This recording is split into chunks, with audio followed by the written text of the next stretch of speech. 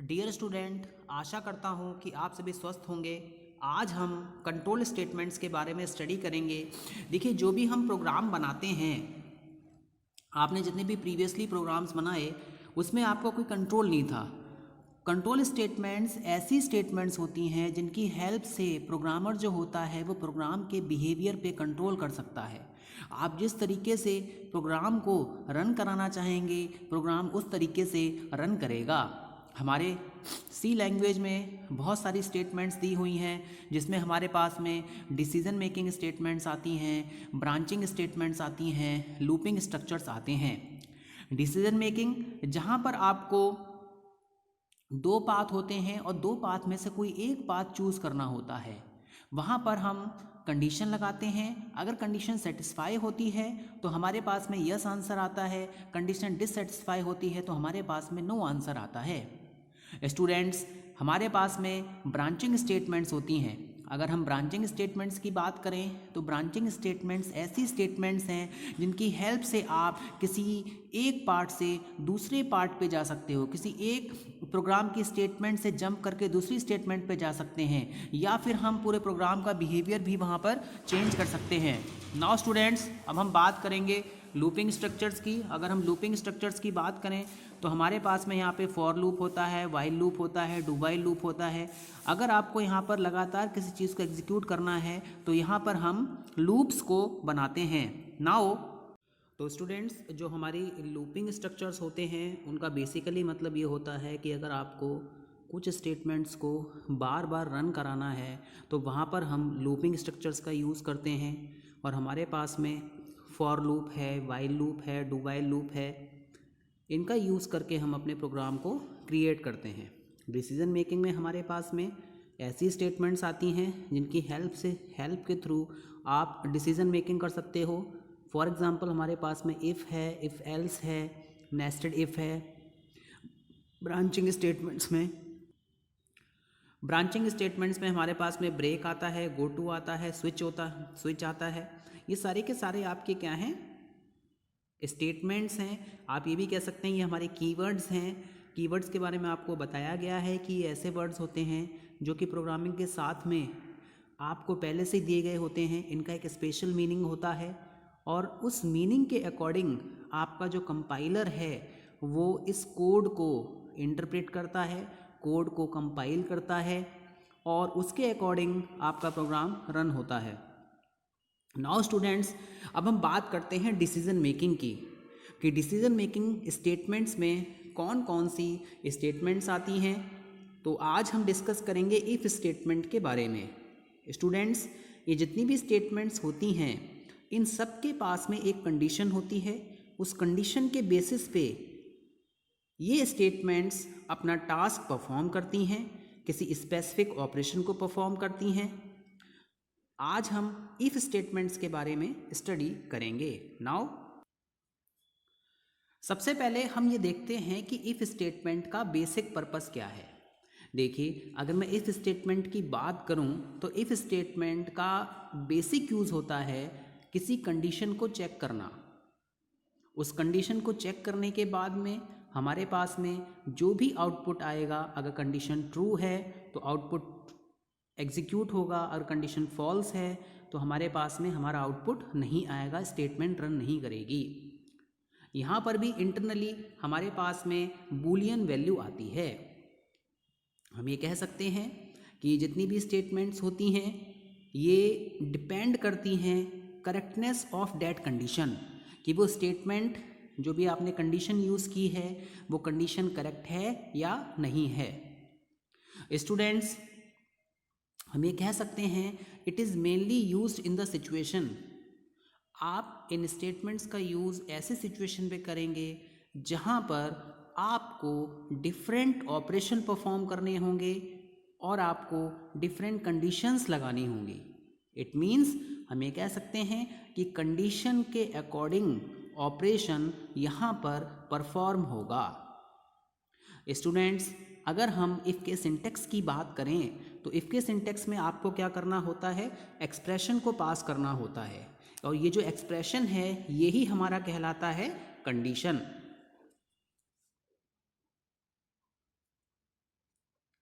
For example आपने यहाँ condition में लिखा कि if A is greater than B, अगर ये कंडीशन ट्रू होती है तो जो भी आप स्टेटमेंट इसके बाद में लिखेंगे वो स्टेटमेंट रन करेगी, अदरवाइज वो स्टेटमेंट रन नहीं करेगी।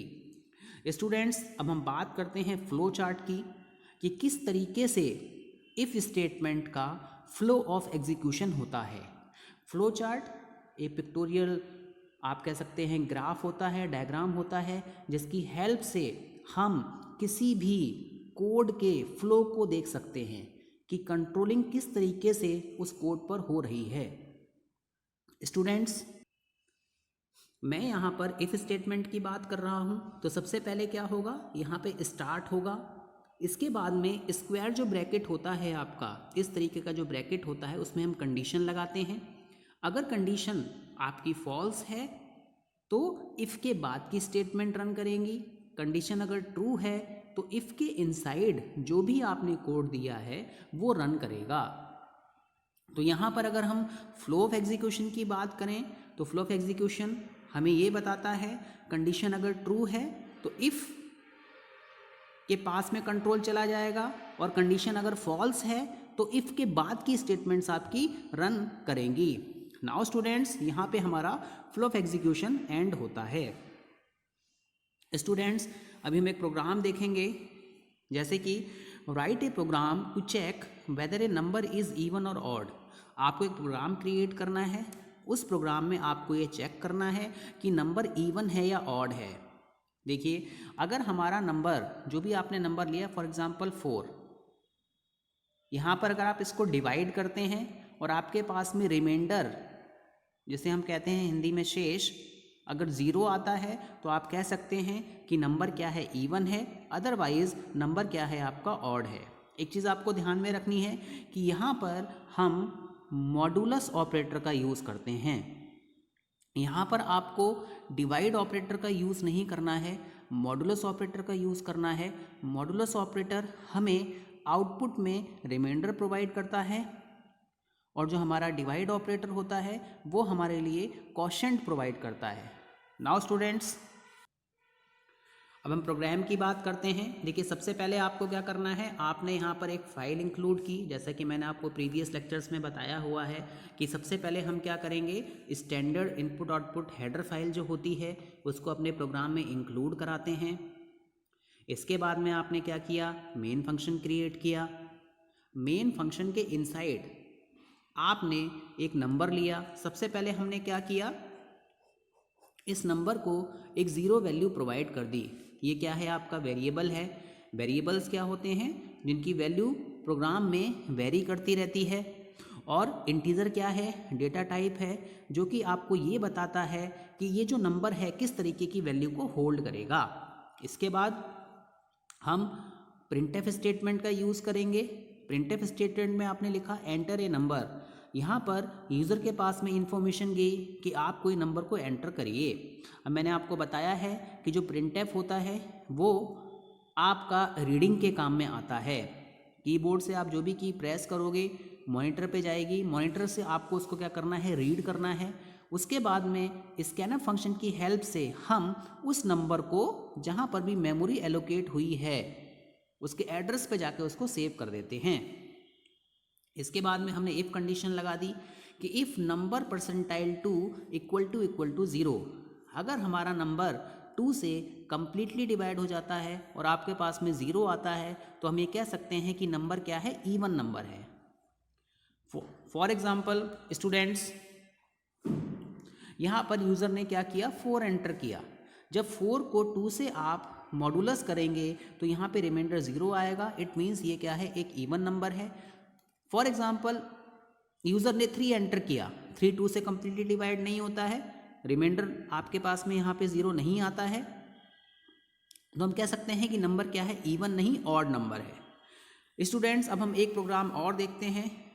यहाँ पर आपको ये पता लगाना है कि हमारे पास में 3 नंबर्स हैं, एक ए है, एक बी है और एक सी है, कि तीनों में से कौन सा बड़ा है। देखिए, if A is greater than B, और ए क्या है, ग्रेटर देन सी है। अगर ए बी से भी बड़ा है और सी से भी बड़ा है तो हम लार्जेस्ट में क्या कर देंगे, ए को सेव कर देंगे। बी हमारा ए से बड़ा है, सी से बड़ा है तो हम बी को लार्जेस्ट बना देंगे। इसी तरीके से सी अगर हमारा ए से बड़ा है और सी हमारा बी से बड़ा है तो हम यहाँ पे सी को लार्जेस्ट बना देंगे। स्टूडेंट्स, यहाँ पर एक चीज़ आपको ध्यान में रखनी है, मैंने आपको प्रीवियस लेक्चर्स में ऑपरेटर्स बताए थे, तो जहाँ पर हमें दोनों कंडीशन को एक साथ में यूज़ करना होता है वहाँ पर हम एंड ऑपरेटर का यूज़ करते हैं, क्योंकि दोनों कंडीशन अगर ट्रू होंगी तभी मेरे पास में मेरा आउटपुट आना चाहिए। तो यहाँ पर अगर ये दोनों कंडीशन ट्रू हैं तो आपको यहाँ पे क्या करना पड़ेगा, एंड ऑपरेटर का यूज़ करना पड़ेगा। If A is greater than B and A is greater than C. इसी तरीके से B is greater than A and B is greater than C. Same जैसा हमने पहले किया उसी तरीके से C is greater than A and C is greater than B। Now students, अब हम प्रोग्राम देखते हैं। पहले हमने क्या किया, हेडर फाइल को इंक्लूड किया। इसके बाद में हमने क्या किया, मेन फंक्शन की डेफिनेशन लिखी। इस मेन फंक्शन में हमने 3 वेरिएबल्स लिए, एक A लिया, B लिया और C लिया। तो यहाँ पर हम वैल्यूज़ को क्या करेंगे, सेव करेंगे। यूज़र के पास में इंफॉर्मेशन गई, एंटर 3 नंबर्स, यहाँ पे 3 नंबर्स को एंटर करना है। तो जैसा कि मैंने आपको बताया, एक नंबर के लिए हम परसेंटाइल डी लगाते हैं। तो यहाँ पर मेरे पास में 3 नंबर्स हैं, तो मैंने लिखा percentile D percentile D percentile D. तो ए के लिए आपने एड्रेस ऑफ ए दे दिया, बी के लिए आपने एड्रेस ऑफ बी दे दिया, सी के लिए आपने एड्रेस ऑफ सी दे दिया। नाउ स्टूडेंट्स, अब हम यहाँ पर स्टेटमेंट का यूज़ करेंगे। इफ़ अगर मेरी कंडीशन सही है तो यहाँ पे ये आउटपुट आना चाहिए। If A is greater than B and A is greater than C. अगर ये दोनों कंडीशंस आपकी ट्रू होती हैं तो हम लिख देंगे percentile D is largest. It means जो भी नंबर आप एंटर करेंगे यहाँ पे वो लार्जेस्ट नंबर है। इसी तरीके से if B is greater than A and B is greater than C, तो यहाँ पर हमारा बी लार्जेस्ट हो जाएगा। और यहाँ पे आपने लिखा कि if C is greater than A and C is greater than B, तो यहाँ पर हमारा C लार्जेस्ट हो जाएगा। अगर ये तीनों कंडीशंस में से कोई भी कंडीशन फॉल्स हुई तो हम ये लिख देंगे कि तीनों क्या हैं, इक्वल हैं। भाई सीधी सी बात है, अगर तीनों इक्वल होंगे तभी ये कंडीशंस फेल होंगी। तो हम लिख देंगे if A is equal to B and A is equal to C। आप ध्यान रखेंगे, जब भी दो वैल्यू को हमें इक्वल करना होता है तो हम वहाँ पे इक्वल टू ऑपरेटर का यूज़ करते हैं। ये हमारा इक्वल टू ऑपरेटर कहलाता है। मैं आशा करता हूँ स्टूडेंट्स कि आपको ये लेक्चर समझ में आया होगा। आप ध्यान रखेंगे कि जो इफ़ स्टेटमेंट है उसमें हम कंडीशन लगाते हैं और कंडीशन के बेसिस पे हमारे पास में हमारा आउटपुट आता है। धन्यवाद।